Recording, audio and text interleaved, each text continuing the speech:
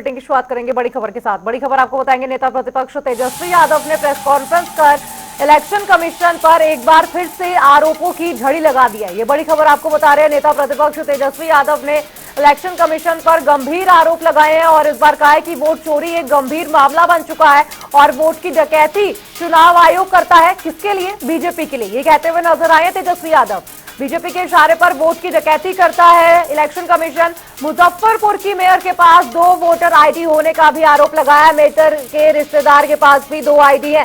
तेजस्वी यादव का ये बड़ा आरोप, बीजेपी नेताओं के पास 2 वोटर आईडी, फिर भी कार्रवाई नहीं हो रही है। अब खुलासा हो रहा है तो बीजेपी की बोलती बंद है। ये बड़ी खबर आपको बता रहे हैं। नेता प्रतिपक्ष तेजस्वी यादव ने प्रेस कॉन्फ्रेंस कर निशाना साधा एक के बाद एक।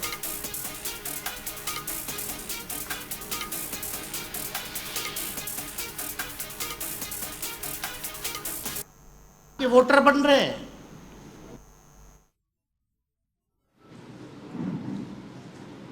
जो भाजपा के प्रभारी हैं भीखू भाई, वो पटना के वोटर बन गए हैं। ठीक है, उन्होंने आखिरी वोट जो है गुजरात में दिया था 2024 में, लेकिन वो पटना के भी वोटर बने हुए हैं। नाम उन्होंने कटवा लिया गुजरात में। कह रहे हैं चुनाव आयोग जो है वोट की डकैती कर रहा है बीजेपी के इशारे पर। बीजेपी के अंधभक्त लोग जो हैं वो कहते हैं कि मोदी जी का करिश्मा है जो चुनाव जीतते जाते हैं, चाहे किसी भी राज्य में हो। लेकिन सच्चाई ये है कि वोट की डकैती पुरजोर तरीके से हो रही है। अब जब खुलासा होने लगा है तो बीजेपी की बोलती बंद है। आज तक इलेक्शन कमिश्नर जो है प्रेस कॉन्फ्रेंस नहीं किए हैं।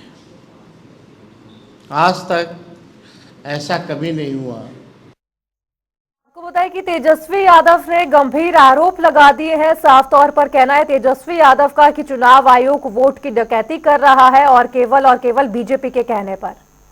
आपको बताएं कि लगातार जिस तरीके से और आपको बताएं कि तेजस्वी यादव ने प्रेस कॉन्फ्रेंस की है, इस पर और भी ज्यादा चर्चा करेंगे। हमारे प्रवक्ता जुड़ गए हैं बीजेपी से, मनीष पांडे, और आरजेडी से आरजू खान हमारे साथ जुड़ गए हैं। बहुत बहुत स्वागत सर आपका जनता टीवी पर। सबसे पहले मेरा सवाल होगा बीजेपी से, मनीष जी आपसे, क्योंकि तेजस्वी यादव ने तो सवाल कर लिए है और साफ तौर पर यह कह दिया है कि बीजेपी की बोलती बंद है, तो अपना जवाब दीजिए। देखिए, इसलिए कहा जाता है कि पढ़ा लिखा होना बहुत जरूरी है, और मैं यह बात इसलिए कह रहा हूँ कि क्या संविधान इस बात की इजाजत नहीं देता कि इस देश में रहने वाला कोई भी व्यक्ति किसी दूसरे राज्य का वोटर बन सकता है? अगर इजाजत देता है तो एक वोट बढ़ने का इतना डर तेजस्वी यादव को क्यों है? देखिए, ये पूरे एसआईआर के विरोध के पीछे की जो राजनीति है वह यही है कि इनको पता चल गया है कि ये 2025 के चुनाव में बुरी तरह हारने वाले हैं। इसीलिए अब एक वोट भी बढ़ रहा है अगर दूसरे राज्य का, तो जो संवैधानिक प्रक्रिया से बढ़ रहा है, तो इनको डर लग रहा है।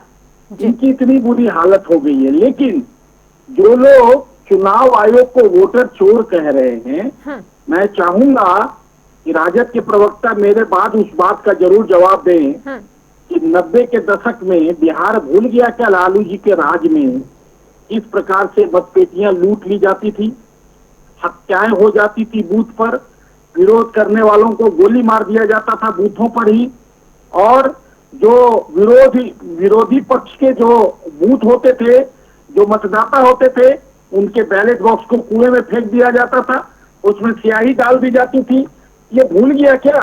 चुनाव आयोग पीएम सेशन ने जब केंद्रीय बल भेजा बिहार में चुनाव कराने के लिए शांतिपूर्ण तरीके से, तो उन सारे केंद्रीय बलों की ड्यूटी रोड पर लगा दी गई, बूथों पर उन लोगों को भेजा नहीं गया और हिंसा करवाया गया। वो किस प्रकार का मतों का लूट होता था, जरा बताएंगे क्या? जी आरजू जी, जवाब तो आप देंगे ही। आरजू जी, जवाब तो आप देंगे, लेकिन मेरा भी एक सवाल है मनीष जी के साथ साथ कि क्या सच में ही डर चुके हैं तेजस्वी यादव एक वोट से? क्योंकि बीके हरिप्रसाद का गुजरात का वोट था और अब वो बिहार में वोटर बन गए हैं, तो कहीं ना कहीं मनीष जी ने ये बात कबूल भी ली है। देखिए, विश्व की सबसे बड़ी पार्टी भारतीय जनता पार्टी बिहार के जनता के जनादेश से डर चुकी है और वो जनता का जनादेश ये तय करता है लगातार कि जो विश्व की सबसे बड़ी पार्टी है वो जनता दल यूनाइटेड का झोला ढोएगी, उसकी किस्मत वही है।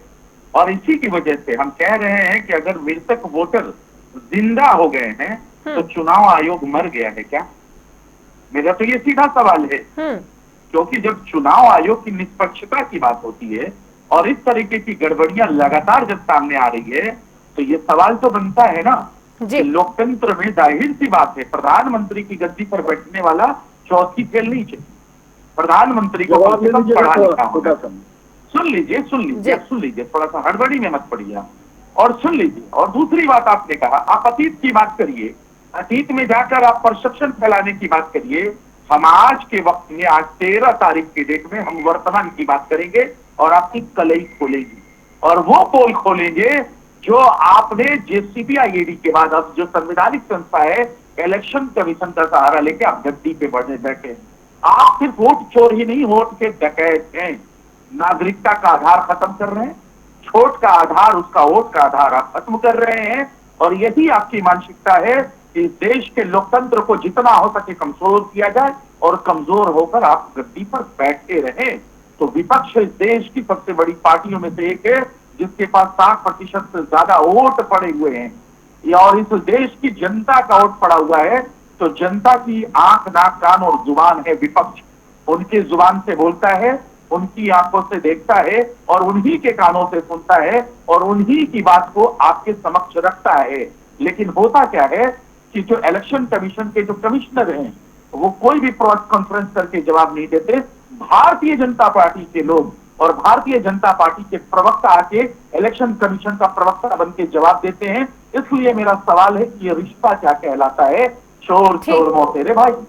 ठीक है, मनीष जी जवाब दीजिए। मनीष जी जवाब दीजिए। ये रिश्ता क्या कहलाता है? सुप्रीम कोर्ट ने आपको नहीं बताया क्या? हाँ, मैंने सुप्रीम कोर्ट को सुना नहीं बताया। मैंने सुप्रीम कोर्ट को सुना है। आज सुप्रीम कोर्ट ने क्या कहा? ये रिश्ता क्या कहलाता है नहीं पता चला? मुझे पता है कि अब आप लोग सुप्रीम कोर्ट में भी। चलिए मनीष जी, इस बात का तो जवाब देंगे आप, लेकिन मेरे सवाल का भी जवाब दीजिए। साथ साथ डिप्टी सीएम के पास 2 एपिक नंबर, हालांकि उन्होंने पुष्टि कर दी कि क्या कुछ मेरा माजरा था, उन्होंने भी प्रेस कॉन्फ्रेंस कर दी, लेकिन मुजफ्फरपुर की नेत्री मेयर जो है उनके पास भी 2 एपिक नंबर। लगातार 2 एपिक नंबर का क्या कुछ मामला है अभी तक? देखिए, जब तक एसआईआर की प्रक्रिया पूरी नहीं हो जाती और फाइनल जब तक मतदाता सूची का प्रकाशन नहीं हो जाता तब तक मुझे लगता है कि ये इस तरह की बातों का न तो कोई सवाल खड़ा होता है ना कोई जवाब बनता है। चुनाव आयोग जब अपनी प्रक्रिया पूरी कर लेगा तब हम उसके ऊपर, जब वो फुल स्टॉप लगा देगा तब उसके ऊपर सवाल खड़े कर सकते हैं उनकी प्रक्रियाओं के। और सुप्रीम कोर्ट ने भी इस बात को माना है कि थोड़ी बहुत त्रुटि हो सकती है, ये कोई बहुत बड़ी बात नहीं है। तो देखिए, इनको अपना नैरेटिव सेट करना है। ये तो अब कुछ दिन के बाद देखिएगा, आजकल के बाद सुप्रीम कोर्ट के जजमेंट को भी नहीं मानेंगे। जब अदालत में जाने के बावजूद ये धरना प्रदर्शन कर रहे थे और संसद के कार्रवाई का बहिष्कार कर रहे थे, इनकी तो ये इतनी बुरी स्थिति हो गई है और ये लोकतंत्र की दुहाई देते हैं। शर्म आनी चाहिए इनको। संसद का इतना कीमती वक्त था जनता के लिए, उसको इन लोगों ने बर्बाद कर दिया। ठीक है मनीष जी, जवाब भी तो देंगे आरजू जी। आरजू जी का जवाब भी तो सुनिएगा। आरजू जी, जिस तरीके से तेजस्वी यादव ने ये आरोप लगा दिया है कि मुजफ्फरपुर की जो बीजेपी की मेयर है उनके पास 2 एपिक नंबर है, तेजस्वी यादव के पास भी 2 एपिक नंबर है, अभी तक उस पर कोई पुष्टि या उस पर कोई बयान नहीं दिया तेजस्वी ने खुद भी। एंकर महोदया, इसका जवाब इलेक्शन कमीशन को देना है, भारतीय जनता पार्टी को नहीं देना है। चलिए, तेजस्वी तो देंगे जवाब, लेकिन तेजस्वी तो देंगे आरजू जी। मेरी बातें सुन लीजिए, मेरी बात को कंप्लीट कर लीजिए। मैं आपके हर बात का जवाब देने के लिए यहाँ पे बैठा हूँ जी। और इलेक्शन कमीशन को जवाबदेही देनी है। और ये आरोप नहीं है, जो लीडर ऑफ अपोजिशन, चाहे वो देश के हैं चाहे वो बिहार के हैं, वो एविडेंस के साथ साथ मीडिया के समक्ष प्रस्तुत करते हैं और ये छलावा करते हैं जो भारतीय जनता पार्टी के लोग हैं। और ये सुप्रीम कोर्ट की दुहाई दे रहे थे ना। सुप्रीम कोर्ट ने जो जो चीजें विपक्ष ने कहा उस चीजों को इलेक्शन कमीशन से कहा। इलेक्शन कमीशन से कहा कि आप जो है जो नाम 65 लाख वोटर कटे हैं उनका आप हमको एविडेंस दीजिए। लेकिन क्या कहा इन्होंने क्या कहा इलेक्शन कमीशन ने भारतीय जनता पार्टी के दबाव में कि हम नहीं देंगे। तो अगर आप इस देश के लोकतंत्र को मानते हैं तो सुप्रीम कोर्ट को भी मानना पड़ेगा, क्योंकि इस लोकतंत्र में सुप्रीम कोर्ट संविधान से ही चलता है, मनुवादी विचारधारा से नहीं चलता है। और सुप्रीम कोर्ट ने यह कहा कि एफआईआर गलत नहीं है, आप भ्रम आप फैला रहे हैं। हम भी कह रहे हैं कि एफआईआर गलत नहीं है, लेकिन उसकी टाइमिंग गलत है। हमने कब कहा कि एफआईआर गलत है? हमने कब कहा? लेकिन आप ये बताइए कि आज एक मृतक है जिसका नाम है, हमें वोटर लिस्ट में जिसका नाम हटाया गया है और इसका नाम है मिंटू पासवान। वो चला गया है सुप्रीम कोर्ट में और जाके उसने कहा मैं जिंदा हूं, एफआईआर में मरा बताकर वोटर लिस्ट से कटा नाम उसका काट दिया गया है। सुप्रीम कोर्ट में वो युवक पहुंच गया है और एविडेंस आप विपक्ष से मानते हो, लेकिन क्या भ्रष्टाचार कर रहे हो? लेकिन आरजू जी, आपका तो साफ तौर पर कहना है कि इलेक्शन कमीशन इसका जवाब देगा। इलेक्शन कमीशन का तो कहना है कि त्रुटियां होंगी, बीजेपी का कहना है त्रुटियां होंगी। अभी तो ये डेटा रोल है सिर्फ।